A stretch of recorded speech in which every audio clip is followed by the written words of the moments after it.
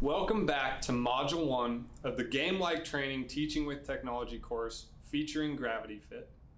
In this section, we're going to take a look at motor learning experts Richard Smith and Tim Lee's conceptual model for human performance to better understand the underlying principles of motor control, as well as what feedback is available to the learner, and as a coach, what our goal should be when it comes to providing that feedback to the student. So this is the foundation of the closed-loop conceptual model and consists of 4 key elements. The first thing that occurs is that information is presented to the performer as input. This input is then sent to what is collectively called the executive system, which is in charge of decision making. In this system, the input is assessed and a response is selected, which then organizes the motor system needed to make the desired movement. The outcome of the executive system then travels to the effector system, which is responsible for carrying out the decision. This starts with the motor program, which produces commands for the lower centers of the spinal cord, which finally results in the contraction of muscles and the movement of joints, thus resulting in a movement. Now, at this point, the movement is over. So what feedback is available to the golfer? The first would be what's called inherent feedback, or sometimes called intrinsic feedback. This is information provided to the performer as a natural consequence of making an action and is directly available to the performer through their senses. This expands further into 2 distinct classifications: proprioceptive feedback and exteroceptive feedback, but we'll refer to them collectively as movement-produced feedback. Proprioceptive feedback is information about the state of the body and is a result of when muscles contract.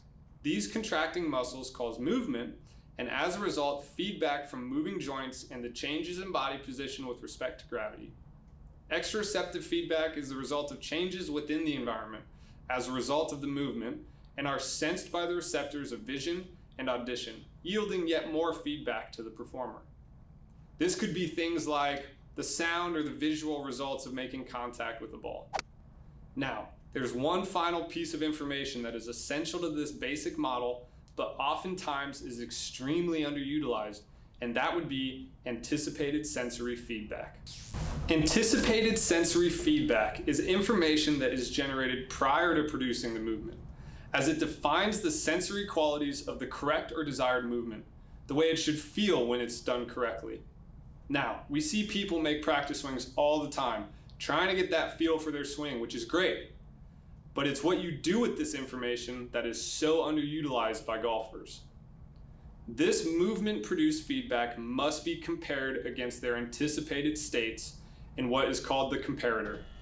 This is where variance or differences in the physical movement must be compared to the anticipated states to assess error, which is then returned to the executive system to either refine or maintain the performer's behavior.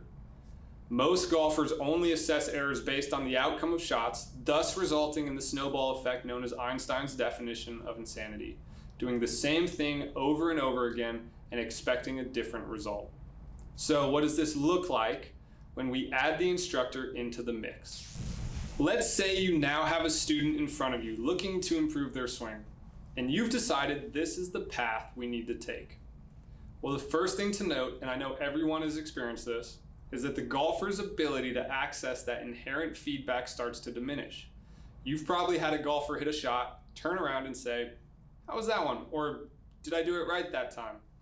This is where the coach or the use of a training aid now comes in, as they are both forms of what's called augmented feedback, also known as extrinsic feedback. Augmented feedback is simply information about which the performer is not normally aware and consists of information from the measured performance outcome. It is important to keep in mind that augmented feedback serves only to supplement the naturally available inherent information, and more importantly, it is information that the instructor has complete control over. It can either be given or not given at different times, or given in different forms, all of which are essential to a student's learning. So as you can see, augmented feedback is essential in the early phases of learning a new movement, as oftentimes the performer is still trying to conceptualize the new pattern. Augmented feedback further breaks into 2 categories: knowledge of results and knowledge of performance. Knowledge of results is often verbalizable information about the success of an action with respect to the environmental goal, and can oftentimes be redundant.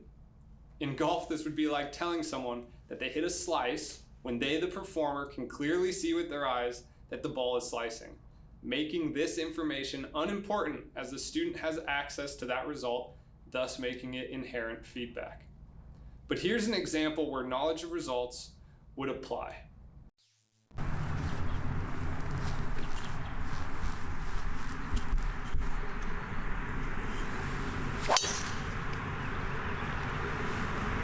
Cool, so a little more shape on that one than you wanted. Where did that feel like it hit in the club face? Without looking at the face and the ball mark, I don't know. Okay, so what we're gonna do, we're gonna use the foot spray. We're gonna add it to the club, so the next shot you hit, we can start to associate the feeling of the strike with the impact location. Okay. Okay? Perfect. Cool. Now, although this information is technically available to the student, they haven't developed the awareness to associate different results with different impact locations, thus making it augmented feedback that must be provided by the coach initially. The other category of augmented feedback is knowledge of performance, which is sometimes referred to as kinematic feedback. This is augmented information about the movement pattern the learner has just made. For example, that backswing was too long. This type of feedback tells the learner something about the kinematics, the movement, or the movement pattern. Now, it's extremely important to note that unlike knowledge of results, knowledge of performance does not necessarily provide information about the success of the movement in terms of meeting the environmental goal, but rather it tells the learner about the nature of the movement that was actually produced. So let's run outside and see what this looks like.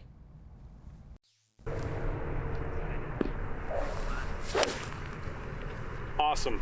That was perfect with what we need to do with your pelvis. Okay, so let's do a couple practice swings. We'll do a couple of drills, then we'll come back to hitting some shots, all right? Okay, perfect. So, in that example, even though the golfer's ultimate goal was to hit a quality shot that finished on their desired target, the feedback was all geared towards the movements the golfer made, disassociating the outcome of the shot entirely. So in changing someone's swing, we all of a sudden start to take the golfer away from the inner workings of this model. Initially, all feedback will be augmented, both verbally from the coach, as well as from the guidance device or training aid, meaning there will be little anticipated sensory feedback, as well as movement-produced feedback, or inherent feedback, as the student is still trying to conceptualize the new movement. But after a period of time, the goal for the coach must become to get the student to use the training aid as a tool to produce this anticipated sensory feedback, because we ultimately want them to develop the ability to self-correct. There are a lot of ways you can do this, but let's go ahead and go back outside and see this in action. So what we're gonna do this time is you're gonna do the rehearsal movements, the drill that we talked about using GravityFit. Yep. So you're gonna be focusing on feeling like you're a little bit more open as you come through the shot, getting a little bit more of that right side bend. Yeah. And then you'll do 3 of those and you'll come and you'll hit a shot. Yeah. We're gonna take our arms out and hit that shot, okay? Yeah. After you've hit the shot, you're gonna give us a score on a scale of 1 to 10 to how closely the swing you just made felt to the practice swing. Okay. Okay? Perfect. So let's go ahead and do that. So this position? Yep. Good, and 2 more of those. Really trying to feel the movement that you want. Awesome. And last one. Good, and then take your hands out. And then you'll go ahead, hit this shot. Trying to feel the same sensation.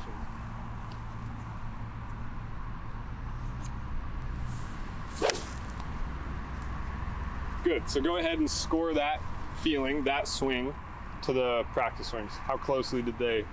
It's about a 7. Okay, so we're gonna do it again. Yeah. But what do you need to do differently or better to get that from a 7 to an 8 or a 9? It felt good, it just stalled a little bit towards impact. Okay, so the goal of the next circuit or the next time you do those practice swings is gonna be putting a little bit more emphasis onto that, okay? Okay. And then we'll go through it again. Okay. Perfect. As you can see in that video, the augmented feedback from the GravityFit was used to help the student develop this anticipated feedback through slow motion practice swings. They then executed a shot and were asked to rate that movement on a scale of 1 to 10, comparing the inherent or the movement produced feedback to the anticipated feedback, thus resulting in a score depicting error. At this point, the coach might step in and provide more augmented feedback based on the movement if needed.